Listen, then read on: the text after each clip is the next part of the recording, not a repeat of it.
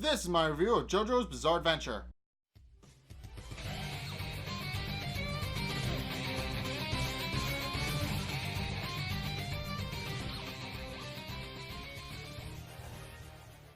Okay, so this episode was creepy. So immediately following this episode, we did find out at the end of the episode that apparently Kakyoin is Dio's servant. And we get to see a little bit of that kind of sort of at the beginning. So Kakyoin, Jojo, and Anne are stopping at a food stall to buy some...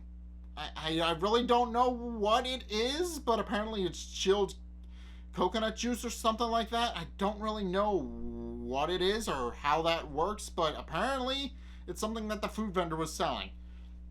And while Kakyoin is getting out his wallet, a local thief grabs his wallet and starts running off with it.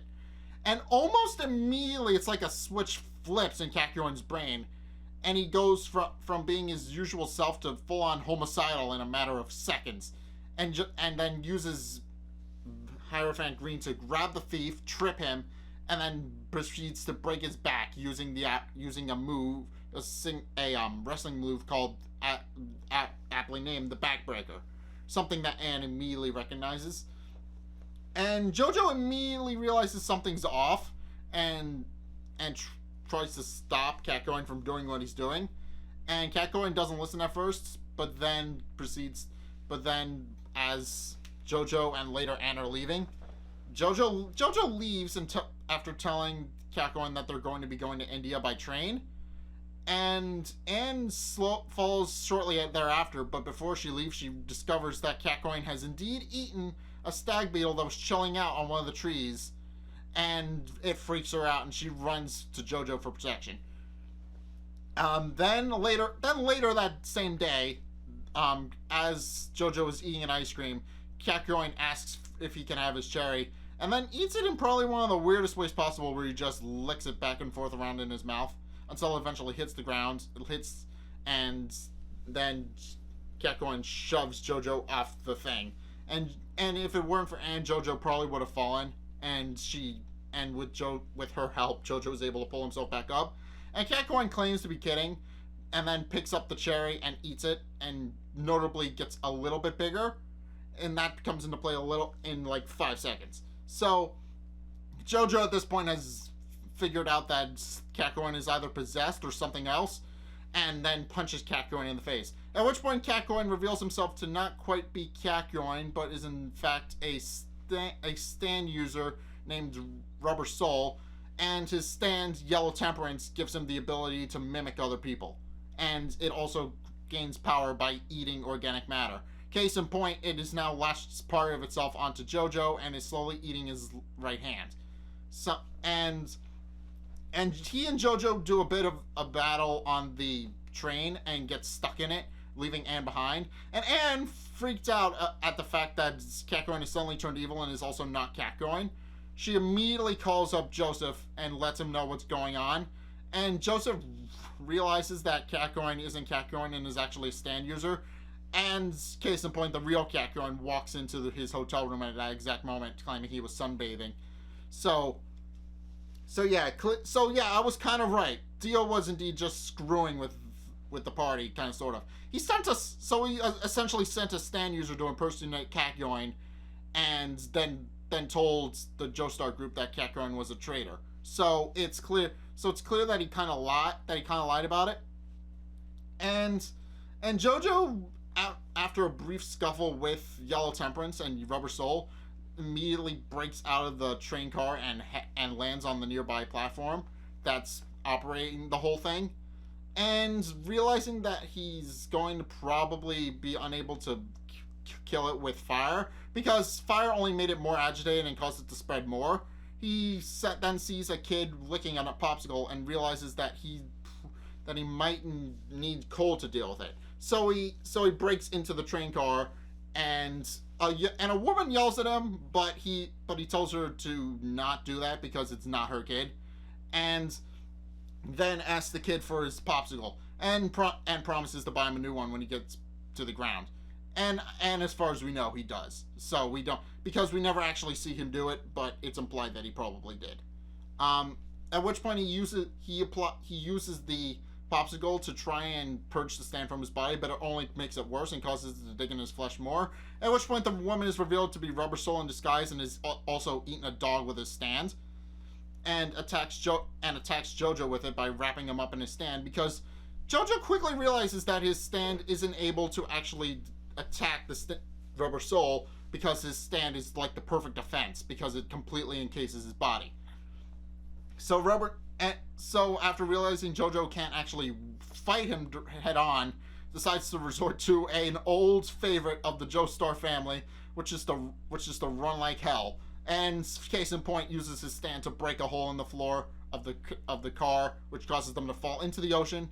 And now that Jojo is able to actually, for lack of a better word, control the fight a little bit better, actually starts strangling the guy with a stand until he comes up for air, and then punches him in the face. So at that point, Jojo and Rubber Soul have a bit of a agreement going on, where Rubber Soul reveals that he was paid by Dio to attack them, and gives up some information in exchange for Jojo sparing his life, and reveals that the man who killed Polnareff's sister is actually a stand user, and the son of Enya the Hag, which we already knew, and his name is Centerfold, who we don't actually see in this episode.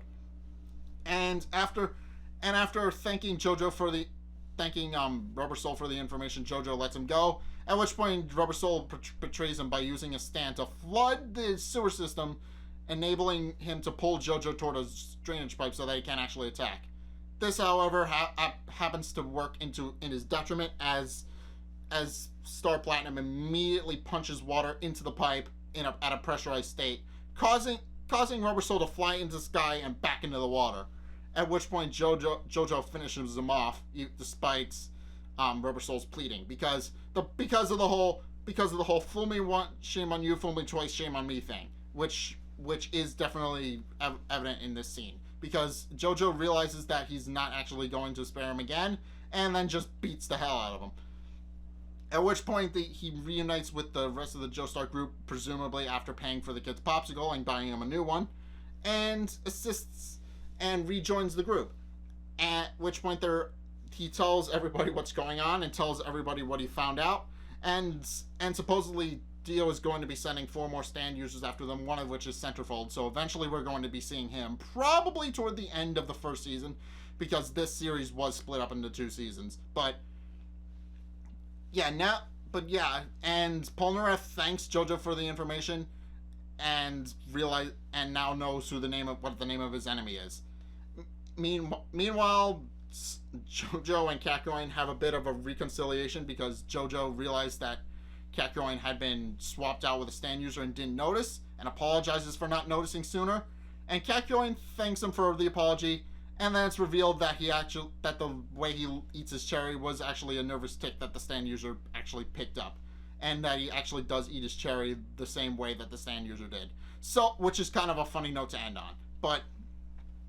Meanwhile, Anne is sleeping in the other cabin, dreaming about Jojo. So it's starting to become evident. Maybe Anne has a bit of a crush on Jojo, which is kind of weird because there's such a huge age difference between the two of them. But hey, I'm not gonna question it all too much. It's Jojo's Bizarre Adventure. The writer throws things at the wall and sees what sticks. So that's basic. So it really makes sense in this universe, but doesn't really make sense at all. So yeah. But this episode was kind of creepy because Yellow Temperance is a really cool stand and a little bit terrifying because the way it works is that it just consumes any organic matter nearby, which it then uses to increase its power and grow in size, which it then uses that to engulf its prey, which is very dangerous as a stand, but also kind of cool as a stand because it's one of the few stands that has actual mass because most stands either aren't physical but are able to possess objects or are completely invisible. So the fact that there's a stand that is completely visible and has mass, it's kind of sets a precedent for what could happen for the rest of the series. There could be more stands that that have a physical mass, but we don't know that at this point. Or at least I don't know that. You guys have probably read the manga and watched the anime up to this point and probably know exactly what's going to go on next, but I don't. And this is my YouTube channel, so don't spoil it, please. But anyway, yeah, I'm gonna leave. I think, yeah, if you guys have seen this episode of JoJo's Bizarre Adventure, what did you guys think? Let's get a discussion going in the comment section down below, or over on my Discord server, link in the description. But anyway, thank you guys so much for watching. If you enjoyed, be sure to like, comment, and subscribe. Also, be sure to follow me on Facebook and on Twitter in the description below. And also, check out my Patreon description below as well. It's only a couple bucks a month, and it really helps me out, so I would definitely appreciate it if you did that. But anyway, thank you guys so much for watching, and until next time, I will see you guys in the next video. Peace!